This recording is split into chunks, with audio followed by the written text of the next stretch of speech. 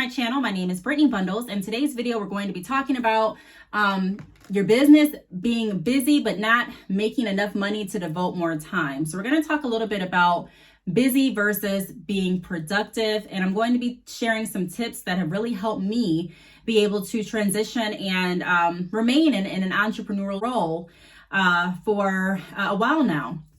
And I'm really excited to create this video because I got an email that actually inspired this. Was it an email? I think it was an email or a comment that inspired this video because this is something that I definitely struggled with when I was transitioning from my 9-to-5 into entrepreneurship. And it was also something that I struggled while I was still working my 9-to-5 before I even was looking at transitioning into doing entrepreneurship full time. I was kind of battling with this. My business is getting busy. I'm getting way more emails. I'm getting more text messages. I'm getting more DMs. I'm actually getting more orders. And it feels like there's not enough time for me to be able to devote more energy to my business or more time. And, one of the reasons was because I wasn't making enough at that point, even though I got busier, to be able to say, you know what, I'm going to devote my work time and my work day to doing everything that I need to do for my business. I had to section up and divvy up my time for, my 9-to-5 job, for different things that I had obligated myself to my business. And then outside of work-related activities, I still am a mother. I have children. I still had to do things in regards to my home and my dogs and just life in general. And so this is something that I really resonate with and that I want to help as many people as I can put into perspective and ultimately find a routine that's going to work best for you on your entrepreneurial journey. So if you are interested in this video, be sure to give it a big thumbs up. Please make sure that you are subscribed, and let's get right into the video. So the first thing that I want to go over in relation to your business being busy but not making enough money for you to devote more time is revisit your structure. So pricing and time allotments. So let me break that down. Towards the beginning, and I'm constantly reaching up to click my phone so that I can talk about everything that I have noted here in my notes. But, when I was transitioning to entrepreneurship, one of the main areas that not only myself, but a lot of people struggle with when becoming a business owner is getting everything right with your pricing. Initially, a lot of business owners face challenges when pricing products and services. It's an uncertain type of playing field. You don't know if you should model your prices after a certain company. You don't really know how anyone is going to, or you may not always know how anyone is going to react to the quality of your service. And you're just kind of like figuring out, what should I price my products? What should I price my services? What's going to make sense? And then also, because you are new in entrepreneurship and new with your business, you may not know how much to expect in outside expenses for your business, as far as marketing, as far as inventory, as far as training that you may need to invest in if you are offering a certain type of services or a certain type of service, or maybe you didn't budget how much it's going to cost for your website every month, or maybe you didn't budget how much it's going to cost in shipping, or whatever the case may be. Maybe you didn't budget enough for to leave wiggle room for your sales. So it's very common to come into like a kind of aha standstill moment where you're reevaluating your prices. That is why typically when businesses start, the prices that they come out with in every industry, whether you're opening a hair business, a clothing business, a food business, typically the prices change. The prices change when you get a feel for your clients, when you get a feel for the value that you're offering, when you get a feel for the quality and really believe the quality that you're selling, and when you get an idea of how much you actually need to make in order to sustain your lifestyle. So one thing that I did want to put down, like I mentioned, is revisit your pricing structure. That is something that I had to do in order to make it make sense. There are a lot of business owners that are ashamed to offer their products or services at a certain price because someone said it was too high. There's always going to be someone that says your prices are too high, and there's always going to be someone that thinks your prices are not high enough. That's just life. No one's going to agree with everything you do. And not everyone is going to agree with your pricing or your marketing strategies or your business decisions. But that's why I talk a lot about having confidence in yourself as an entrepreneur, having assurance in yourself, knowing that, there are going to be some things that you are going to learn along the way, but you ultimately have to feel confident with yourself, with your plan. And also, from my experience, I have to feel confident enough in God to know that anything that I do is going to work in my good because I do love him. So, again, that assurance and that confidence is something that has grown on me the longer I've stayed in business, the longer that I've trusted God, the longer that I have invested in myself and continue doing and building the skills that God has placed inside of me and doing the things that I enjoy doing. That confidence has definitely grown, and that assurance in myself has become easier to tap into. But that is something that I would say you want to possibly go back and revisit your pricing structure. Now, everyone's pricing structure is going to be different because, like I say in a lot of videos, everyone has a different amount that they need to make to keep their business running, and everyone has a different amount that they want to make in order to keep their business running. Getting a business loan, especially for a startup, is not guaranteed. A lot of times it can be very challenging to obtain, especially if you're in a position where you are building your credit and your personal credit isn't there at that moment. Like I mentioned in some other videos too, I was a loan officer for over 3 years. So I would constantly speak to people that would want loans for businesses, and not saying that it's impossible. I'm just saying that typically it's not a cakewalk when you are looking at getting investments for your startup business, depending on, or, financing for your startup business. And, it all depends on your credit, the lending options or institutions that are available to you, what you're looking to get financed for, things like that, But that's one thing that I definitely want everyone to consider, your pricing. There's a certain amount that every business needs to stay in business. And unfortunately, some people feel guilted into dropping their prices way lower than they should, where they cannot sustain themselves to be in business. And at that point, it really doesn't make sense to stay in business, because although this is something that you like to do, it's not making sense because you don't have the time to invest, because you're financially not able to devote your time into a business that's not able to sustain itself, let alone sustain your lifestyle and living expenses as well. So it is very important to revisit your pricing structure. I also have a video on YouTube going over how I pay myself as an entrepreneur. I will try to find that video and link it down below this video too, for those of you watching that are interested in how to structure your budget and your finances in a way that will allow you to live and still be able to save money and still be able to reinvest in your business and things like that. So I'll put that down below. The next thing that I wanted to talk about is time allotments. So looking at what you're spending your time on is very important. Looking back over my past, there were so many things that I spent my time on that I could easily put in my pointless bucket. I made a podcast episode, and the episode was titled Purposeful or Pointless. And pretty much I went over just making sure that we identify what's really purposeful and what's pointless in our life. What do we spend time on? What do we invest in? What are we spending our attention and our energy on? Some things that we're spending our energy on are just pointless in the grand scheme of where we're trying to go. And so looking back to see where I spent some of my time, and also looking back to see where I could have used more time to invest in my business, is something that has also helped me move forward in a more efficient way with my business. There were times that I would be on lunch at my job and I would have to decide between spending the whole hour lunch on the phone or spending 30 minutes eating and then 30 minutes answering emails and text messages and also DMs. I would have to decide between, spending maybe 45 minutes towards my business, packaging up orders on my lunch, going to the post office on my lunch, eating on my way, and then also being able to reply to text messages and emails walking into the building, or text messages and emails 10 minutes at my desk before I had to get back on the phone or before I had to do whatever task was ahead of me for that day. So looking at the time that we have available and finding ways to be able to still invest in our business is also going to be beneficial.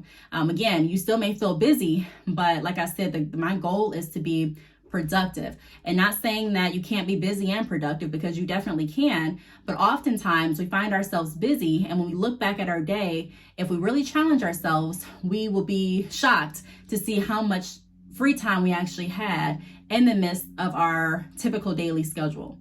The second tip that I have is determine how much you need to devote more time and create an action plan to work towards it. So again, determine how much you need. So how much money do you need to be able to spend more time on your business? So if your goal is to be a full-time entrepreneur, how much will you need to make in order to sustain your level of living? That is going to take some calculation. That is going to take some sitting down and going over your finances and figuring out what you want to do and how you're going to do it. And it is going to take some discipline on your spending behalf. My goal is not to look like the richest person. My goal is not to spend as I make it. My goal is really to build financial security for myself and my family.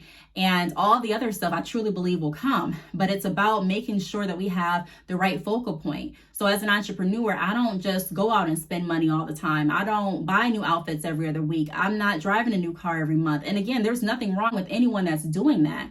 Do what you want to do, but ultimately I know what my plan is and I know what I'm budgeting for and I know what I am looking to do. So I structure my lifestyle in that way.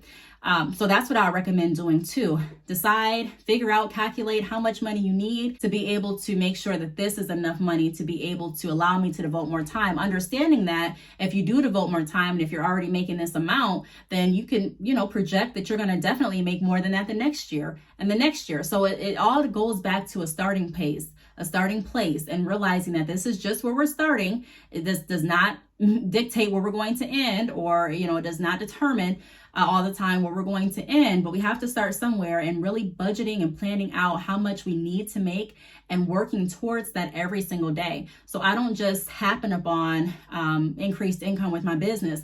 I don't just happen into extra money. I'm diligently, intentionally planning the days of my life, so to speak, in a way that is going to move me towards my goals. So if my goal is to be able to make this amount each year, then every day I need to make sure that I'm moving towards that. I want to make sure that I am being as consistent as I possibly can. That means still doing what I need to do, even if I feel like the results aren't coming as fast as I want it to come, because I know what the overall goal is for me and what the overall picture looks like.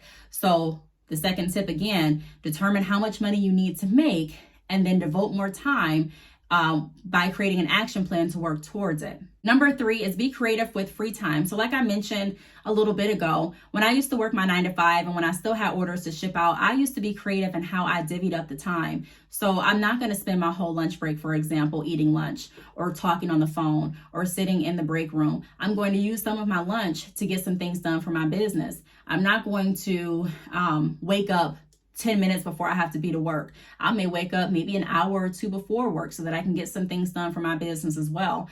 I'm not going to get off work and think that I have nothing else to do. I'm going to continue working. Now, I may not be able to work as much as I want to toward my business because, I have to get back to my children, or at that point, we weren't doing homeschool. They were at school. So I have to do homework if they had any, fix dinner, clean the house, feed my dogs, things like that. So I still had other things to do, but it still goes into making sure that your kids are on, or for me, making sure that my children were on a bedtime schedule, making sure that I had time to be able to invest into my business so that I didn't feel as busy the next day or as busy the next lunch break because I had did some work the night prior. So be creative with your free time. Maybe, your free time is, a matter of cutting back a TV show that you love watching. I realized during the pandemic that I was watching The Walking Dead way too much. And, I didn't allow The Walking Dead to stop me from working, but I can say that, I could have definitely used some of that time to invest into my business so that I wouldn't feel as busy the next day. So it's all about making sure that we are creative with our free time as well. Be creative. That's a fun part of entrepreneurship. Understanding that you don't have to stick inside of a box, understanding that you don't have to do what anyone else tells you to do. You don't have to do a play-by-play based on what someone else recommends. I mean, you can always take people's advice. Again, I say that very frequently, but ultimately being confident and assured in the decisions that you make and allowing yourself to be as creative as you want to be without any box. You do want to allow yourself to be outside of the norm box at times and do things that resonate with you. So become creative with your free time. The fourth tip is use resources and don't be afraid to ask for help. So a lot of times we find ourselves busy, feeling busy and overwhelmed, and not really being as productive as we could be because we're not asking for help. I also struggled with asking for help. I didn't want anyone to help me. I didn't want to say, hey, do you mind looking at this? Hey, do you mind helping me take this to the post office? Hey, I didn't want to do that. Number one, I really didn't trust anyone to do it. And number two, and I don't want to say I didn't trust anyone, but you know what I mean? Like with your business, it's kind of like your baby. So for those first time moms out there, especially when you're, a first time mom, for me and for people that I know, we've all shared this experience, the fact that you don't want everyone watching your child. Now you may trust them, but you may say, well, I still don't want you watching my baby. I still don't want you around my baby. So sometimes it takes a little bit of time for new mothers to feel comfortable to trust even those that they do trust with their children or with their child or with their baby at that moment. So the same kind of with your business. You may say, look, I trust you.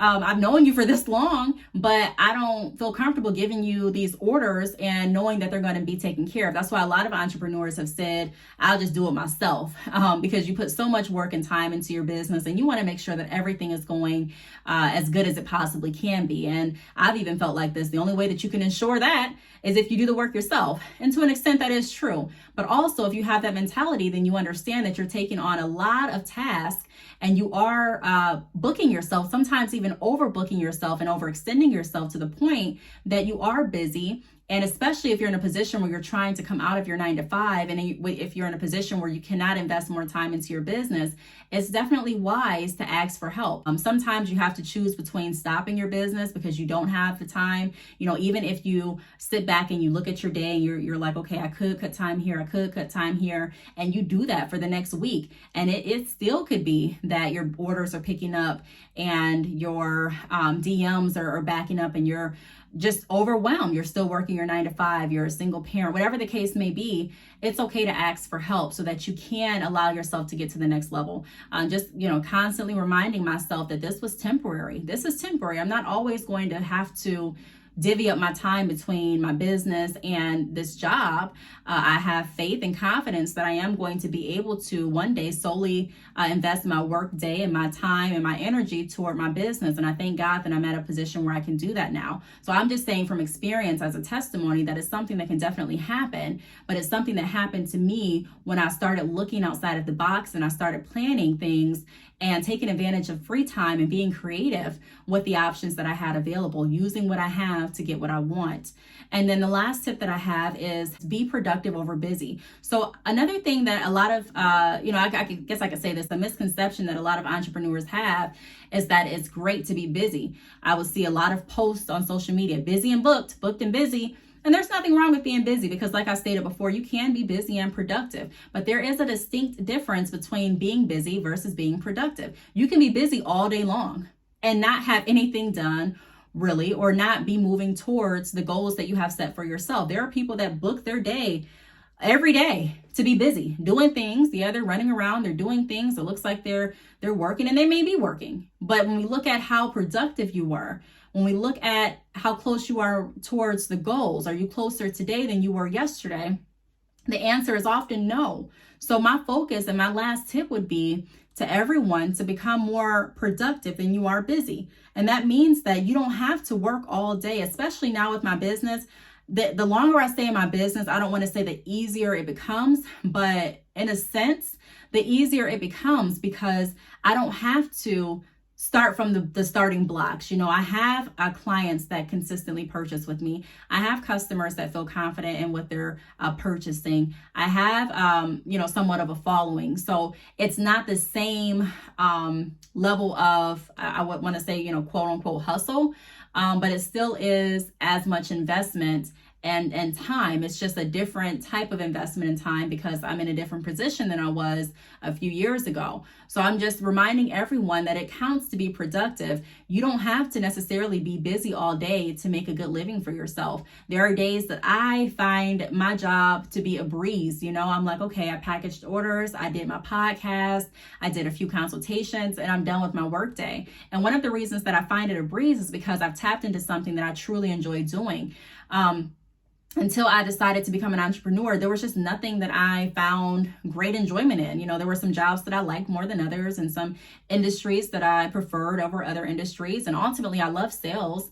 I love financial advice and insight. But ultimately, I knew what I wanted to do. So being able to run my business, being able to be fulfilled in what I'm doing as far as providing consultations, providing information through my YouTube channel, my podcast, being able to offer different services as far as professional biography services, coming out with my ebook. These are things that make me happy and that provide a sense of fulfillment to me. So it does feel like a breeze a lot of days. I'm not going to say that there are some days where I don't feel overwhelmed, because I'm human. You know, some days I don't book my schedule in the most efficient, effective way. And sometimes I do overbook myself, not even on purpose, but like I said, I'm human. So I'm not perfect, and I don't want any of you to think that. All I'm saying is I'm someone that tries to analyze everything that I'm doing, and I'm intentional in my actions. And when I do drop the ball, or when something isn't working as I want it to work, or if I'm not moving closer to my goals, I like to step back and see what I can do to put the train back on the right track, so to speak. So those are my tips. As far as if your business is busy but not making enough money to devote more time, those are some things that we can look into. Also, I'll just put this out there: learning how to structure your expectations too, and how to provide your expectations. You don't have to reply back to every email immediately. This is something that I had to learn being in business too. You don't have to reply to every DM immediately. Now, when I say that, I don't want you to become too lean, where it's going on 5 days and you haven't replied. But if you have an expectation that you're going to reply in 1 to 2 business days, give yourself grace. Allow yourself grace. So that means if you're at dinner, or if you're cooking dinner, or if you're doing homework with your kids, you don't necessarily have to have your phone glued to your hand replying back to all text messages and emails. It's okay to wait until the next morning. It's okay to wait until you have the time, as long as it fits into the expectation that you provided to your customers and clients. And I have that expectation on my email. So I have an automatic reply that, customers and clients receive if they send me an email that lets them know how long it could take for a reply. I have the expectation on my website, and I abide within that. Also, your shipping. Just because you can ship things out the next day doesn't mean that you should in every circumstance. There are people that are like, look, I'm going to change my shipping time frame to next day for all orders. And yeah, that may be great up until it's not, up until you're not able to accommodate that request. You may have a car issue that's unforeseen. You may, God forbid, get sick and not be able to go out the next day and not have anyone to take the order. So I just think to be on the safe side, it's always best to give yourself room. Like I talked about in the beginning of the video with pricing and discounts and promotions, it's always good to give yourself a little bit of room to move just in case. And that's also going to help you stay consistent and show you as someone that keeps their word. I'd rather say that, look, my shipping is going to it could take this long, and then have the hair arrive to you earlier, than saying I'm going to have the hair the next day and then I cannot commit to that. So it's always important to look at how you have your policies and guidelines structured to make sure that it's not only accommodating your customers, but it's also accommodating the lifestyle that you're living. So I really hope that this video helped. If you have any questions, feel free to leave them down below. Thanks so much for watching, and I will see you all in the next video. Bye.